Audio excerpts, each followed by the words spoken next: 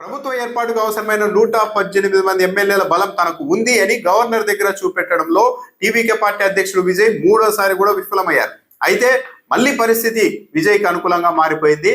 ఎన్నికల సమయంలో విజయ్ ఒక మాట అనేవారు పదే పదే, స్టాలిన్ సార్ ఎందుకు విజయ్ని ఇబ్బంది పెట్టారు, ఎందుకు విజయ్ని అడ్డుకున్నాను, విజయ్తో ఎందుకు పెట్టుకున్నానా అని మీరు బాధపడే రోజు వస్తుంది అని కూడా విజయ్ ఎన్నికల సమయంలో మాట్లాడారు. కానీ ఈ ప్రభుత్వ ఏర్పాటుకు మద్దతు ఇస్తున్న పార్టీల వైఖరి చూస్తూ ఉంటే వాళ్ళు స్టాలిన్ కన్సర్న్లోనే పనిచేసేందుకు సిద్ధంగా ఉన్నారా, బయట నుండి మాత్రమే విజయ్కి సపోర్ట్ చేస్తూ ఉన్నారా, ఇలాంటి మద్దతుతో విజయ్ ఎంతవరకు ప్రతిపక్ష డిఎంకేను దూకుడుగా ఎదుర్కోగలుగుతారు అన్నది కూడా ఇప్పుడు ప్రశ్నార్థకంగా మారుతోంది. నిన్నంతా శుక్రవారం అంతా పెద్ద ఎత్తున ప్రచారం జరిగింది. 118 మంది ఎమ్మెల్యేల బలం విజయ్కి వచ్చేసింది. వామపక్ష పార్టీలు సిపిఐ సిపిఎం కూడా లేఖలు ఇచ్చేసాయి. దాంతోపాటు ముస్లిం లీగ్ పార్టీ, ఇండియన్ యూనియన్ ముస్లిం లీగ్ పార్టీ కూడా మద్దతు ప్రకటించింది. వీసీకే పార్టీ కూడా మద్దతు ఇచ్చేసింది. సో చాలా కంఫర్టబుల్ గానే మ్యాజిక్ ఫిగర్ ను దాటేశారు విజయ్ అని ప్రచారం జరిగింది. అయితే సాయంత్రానికి ముస్లిం లీగ్ పార్టీ తాము విజయ్కి మద్దతు ఇవ్వడం లేదు అని ప్రకటించింది. వీసీకే పార్టీ కూడా అప్పటికింకా లేఖ ఇయ్యలేదు, అధికారికంగా ఏమీ చెప్పకుండా శనివారం మా నిర్ణయాన్ని వెల్లడిస్తామని చెప్పారు. దాంతో గవర్నర్ దగ్గరికి విజయ్ వెళ్లే సమయానికి విజయ్ బలం కాంగ్రెస్ పార్టీ, సిపిఐ సిపిఎంతో కలుపుకొని 116 మాత్రమే ఉంది. అంటే మ్యాజిక్ ఫిగర్ కు ఇంకా 2 సభ్యుల అవసరం ఏర్పడింది. దాంతో శనివారం 11 గంటలకు ప్రమాణ స్వీకారం ఉంటుంది ఇక అని అందరూ భావిస్తే 118 మంది ఎమ్మెల్యేల బలాన్ని గవర్నర్ దగ్గర చూపెట్టకపోవడంతో, గవర్నర్ ప్రమాణ స్వీకారం పైన ఎలాంటి ప్రకటన ఇవ్వకపోవడంతో మళ్ళీ అనిశ్చితి ఏర్పడింది. ఇక్కడ ఆసక్తికరమైన అంశం ఏంటంటే విజయ్ చాలా అనుభవ రాహిత్యంతో వ్యవహరించారు అన్న అభిప్రాయం ఇక్కడే ఏర్పడుతోంది. మద్దతు కోరుతూ అన్ని పార్టీలకు జస్ట్ వాట్సాప్ లో లెటర్లు పంపించేసింది తొలి దశలో విజయ్ పార్టీ. దాంతో ఈ పార్టీలన్నీ టీవీకేకి తమ మద్దతు అవసరం లేదేమో, అందుకే క్యాజువల్ గా వాట్సాప్ లో లెటర్ పంపించేశారని లైట్ తీసుకున్నారు. ఏ పార్టీ కూడా ముందుకు రాకపోయేసరికి చివరకు కాంగ్రెస్ పార్టీ అధ్యక్షుడు మల్లికార్జున్ ఖర్గే కూడా రంగంలోనికి దిగి వామపక్షాలతో మాట్లాడాల్సిన పరిస్థితి వచ్చేసింది. చివరకు వామపక్షాలు అయితే మద్దతు ఇచ్చాయి, లెటర్లు ఇచ్చాయి.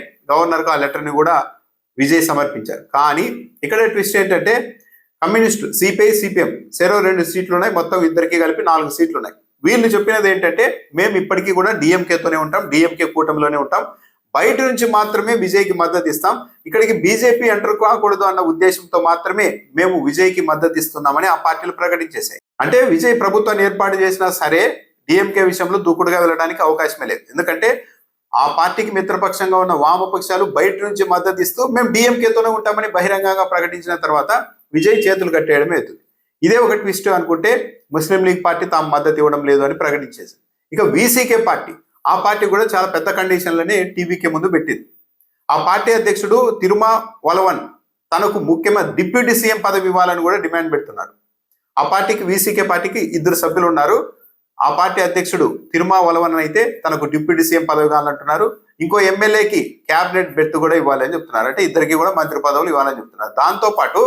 దాంతోపాటు విజయ్ 2 చోట్ల పోటీ చేసి 2 చోట్ల గెలిచారు. ఇప్పుడు ఒక స్థానాన్ని వదులుకుంటున్నారు. ఆ వదులుకునే స్థానాన్ని వీసీకే పార్టీ అధ్యక్షుడు తిరుమా వలవన్ పోటీ చేయడానికి అవకాశం కల్పించాలి అని కూడా చెప్తూ ఉన్నారు.